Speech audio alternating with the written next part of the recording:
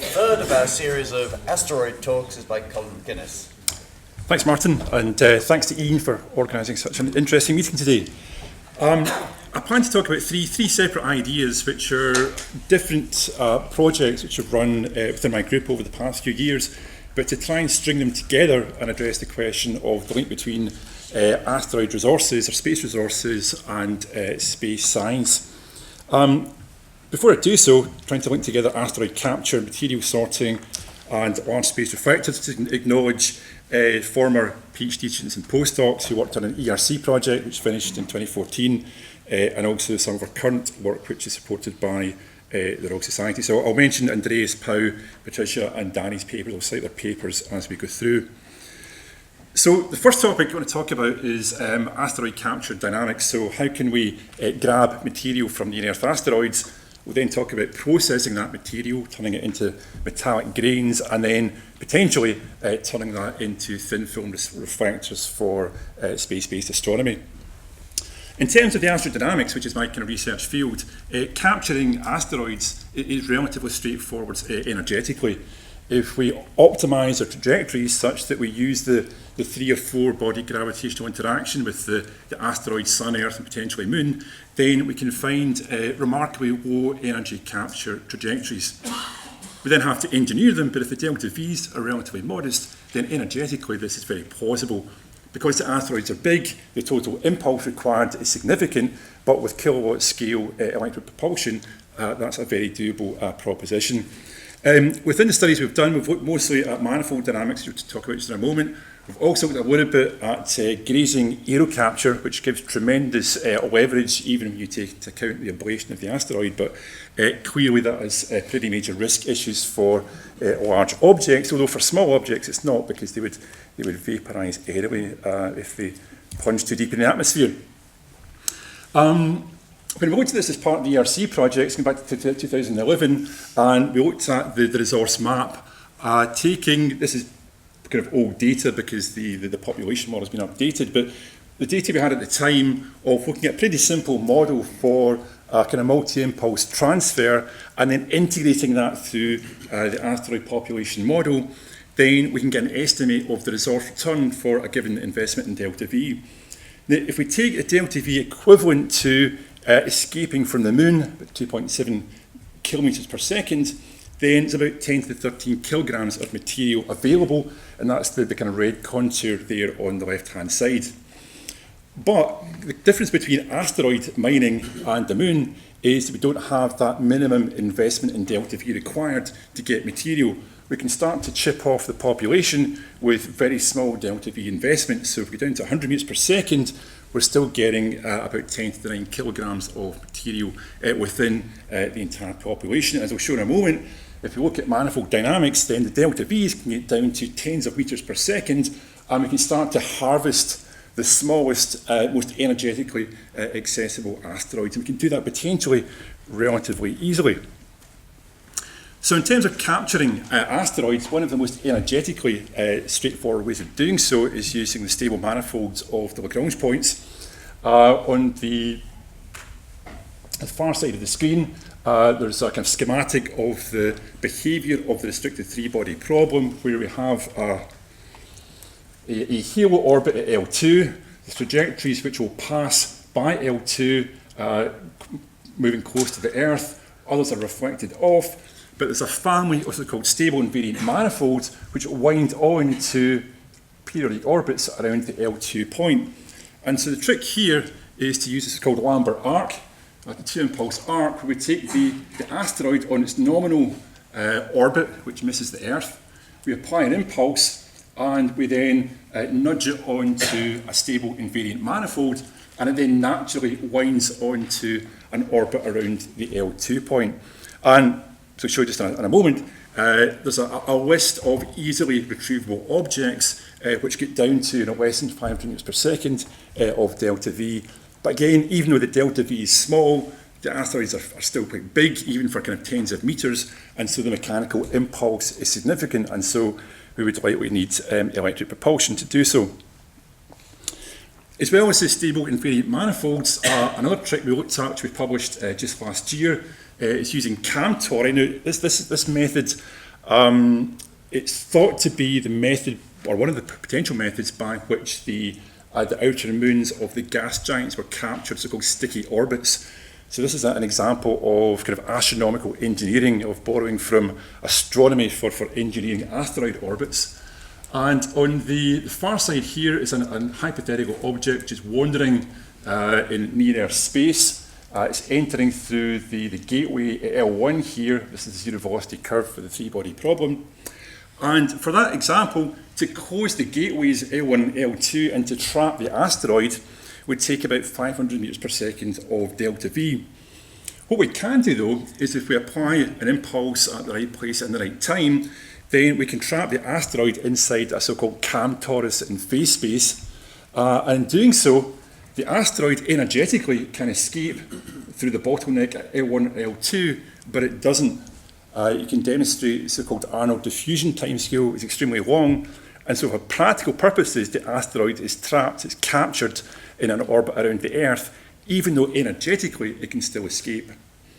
So that's an even potentially more efficient way of capturing asteroids with very small delta V's. And again, we've just started to kind of scratch the surface of what's possible by using that type of approach.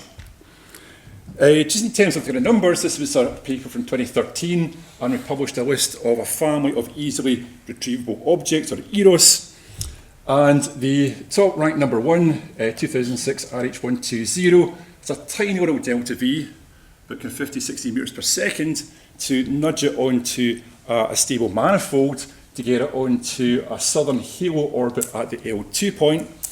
And you can see these other ones here, the first few in the table, very small delta V's of just a few hundreds meters per second, and also relatively small objects. These look like pretty good candidates for capturing and retrieving an entire small near-Earth asteroid. And in doing so, the total accumulated impulse is the kind of tens of kilowatt scales which are required for SEP, this kind of NASA concept, which I'm sure you've seen, of grabbing and returning an asteroid.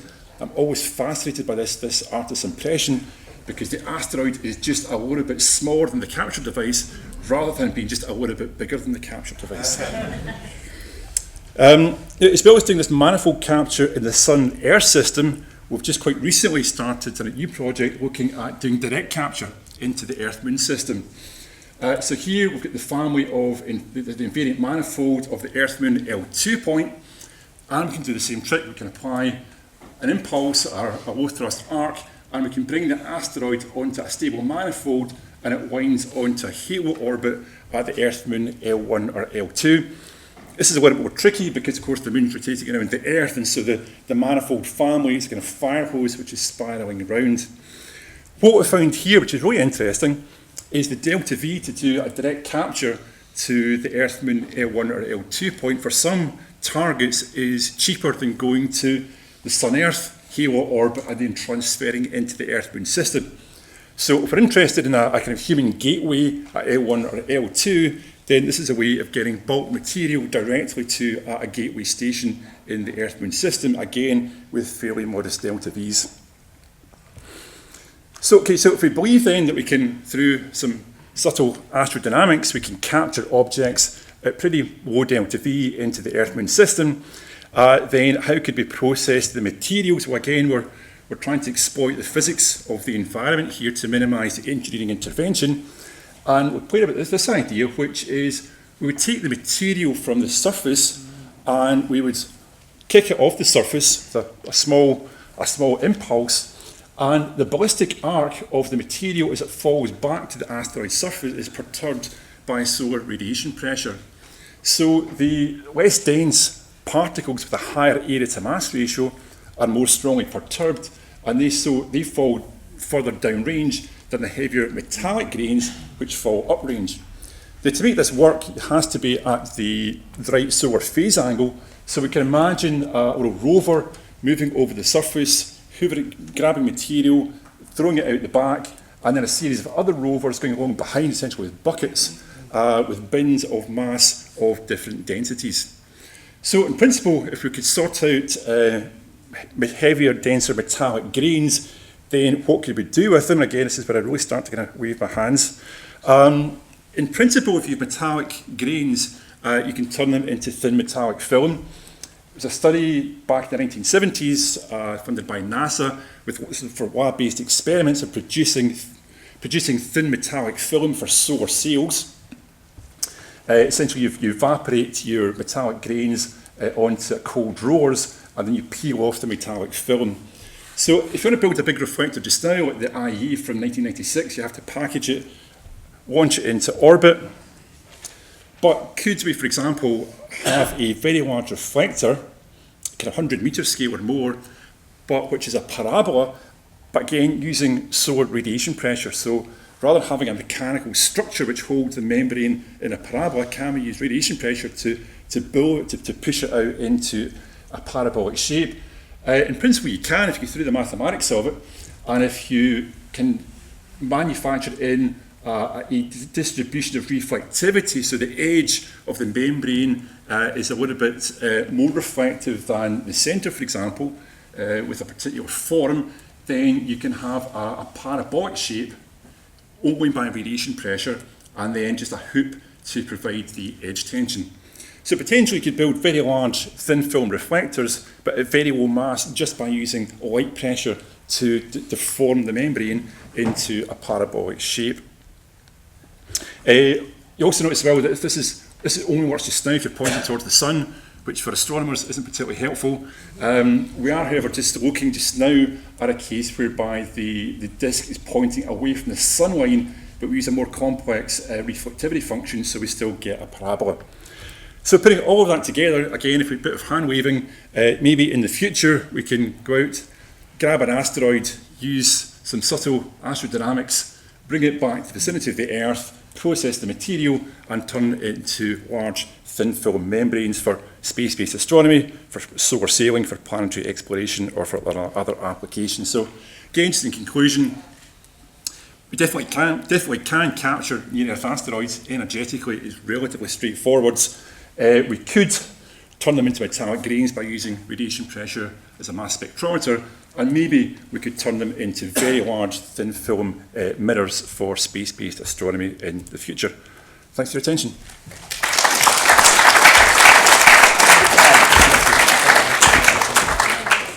Excellent. We have a couple of minutes for questions. I'm going to use you've had a lot of questions. I'm going to, oh, you haven't asked a question, though. So, sorry. I'm going to ask you a question. Thanks. This is going back to the beginning, but if these other guys are going to make it so easy to get out to the asteroids, to mine them, I'm not quite sure what the motivation is to bring the asteroids to Earth. A whole range of these. If you bring them back to the Lagrange points, then they're pretty close to the Earth in terms of sending human crews or sending hardware out to the asteroid and bringing material back. So it's more a kind of operational reason of having your asteroid close at hand, in the same way that the Moon is close at hand, but the asteroid is energetically easier to get material off the surface. You could also use the same kind of techniques, for example, is rather than bringing the entire asteroid back, if you send out a processing unit, you could turn the metallic grains into a solar sail and solar sail your material back to the Earth as well. But yes, I was going to ask you these trajectories usually trade the energy required for the travel time. So do these take decades to come back? Or? No, the transfers onto the manifolds for the Sun-Earth system, these are like a few hundred days. I mean, these are very quick. Then I like you. Very quick, yes. Yes, no, it's Okay. both energetically and in terms of transfer Excellent. time, it's pretty straightforward. Okay. We have I'm going to have to start next. Hi, forgive me if you already answered this. The parabolic reflectors, what sort of accuracy of the surface would they have? I don't know. This was just a paper we published just on the pure geometry of how we create an ideal parabola.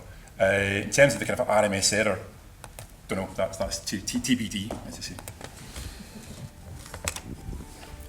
But it could be useful for solar power, perhaps, a lightweight way of doing solar power in space. Absolutely, yeah. But if you have a 1,000 metre scale reflector, you're getting about a gigawatt of thermal power. Well, without having to loft thousands of tons. Yeah, it's something that lasts for a few tens of tons. Okay. Then let's thank again, and Colin.